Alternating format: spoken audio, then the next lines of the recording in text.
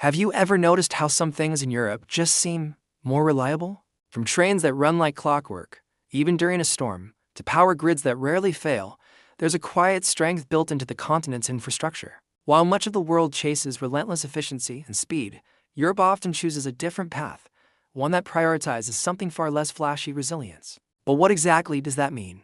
And why does Europe seem so committed to it?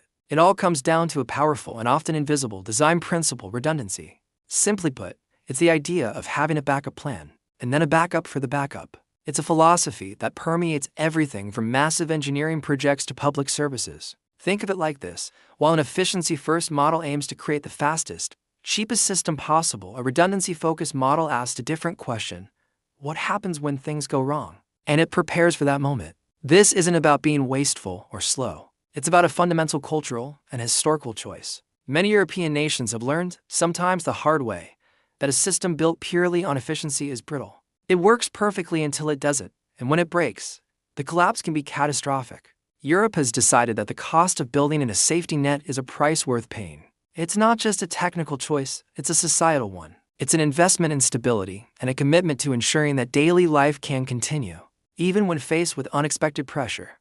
Let's look at some real-world examples. Take the European energy grid. It's not a single entity, but a highly interconnected network of national grids. This is redundancy on a massive scale. If one country's power generation falters due to a technical failure or extreme weather, neighboring countries can almost instantly supply power to prevent a widespread blackout. This acts as a giant, continent-sized backup generator. Instead of each country operating in a hyper-efficient but isolated silo, they collaborate. This might seem less efficient in the short term, as it requires complex agreements and infrastructure, but its resilience has proven invaluable time and time again. Then there's transportation, a lifeline for any modern economy. Consider the rail networks in countries like Switzerland or Germany. They are designed with multiple routes between major cities. If a track is blocked by an accident or maintenance, trains can be rerouted with minimal disruption. This system isn't designed for just the best-case scenario. It's designed for the reality of everyday problems. Compare this to systems where a single point of failure, one bridge, one tunnel, can bring an entire region to a standstill for hours or even days. The European approach accepts a slightly higher initial cost for construction and maintenance in exchange for a system that keeps moving, no matter what. It's not just about massive infrastructure either.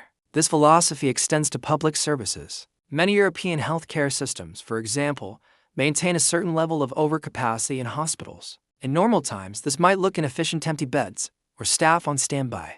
But during a public health crisis like a pandemic, that so-called inefficiency becomes a life-saving buffer. It's the ability to scale up quickly without the system collapsing. This is a deliberate trade-off. Instead of running hospitals at 100% capacity to maximize profits or minimize cost, they are run with resilience in mind. The waste is actually insurance, even in the digital world. This principle holds true. Regulations like GDPR, while sometimes seen as burdensome, force companies to build more robust and secure data systems. They demand backups, security protocols, and contingency plans. It slows things down a bit and adds cost, but it protects citizens and ensures that digital services are less likely to suffer catastrophic data losses or failures. The focus isn't just on delivering a service quickly, but on delivering it securely and reliably. So, why this deep-seated focus on redundancy? The answer lies in history. Europe is a continent shaped by centuries of turmoil, from devastating wars to political instability and natural disasters. These collective experiences have ingrained a deep appreciation for stability and a healthy skepticism of systems that promise perfection but are fragile in practice. The memory of what happens when essential services fail is long. This has fostered a political and social willingness to invest in long-term resilience, even if it means sacrificing some short-term gains in efficiency. It's a cultural preference for the sturdy and dependable over the fast and fragile. This brings us to the core trade-off: efficiency versus resilience. In a world obsessed with metrics, growth, and optimization, efficiency is easy to measure. You can calculate cost savings, speed improvements, and output per hour. It looks great on a spreadsheet. Resilience, on the other hand, is harder to quantify.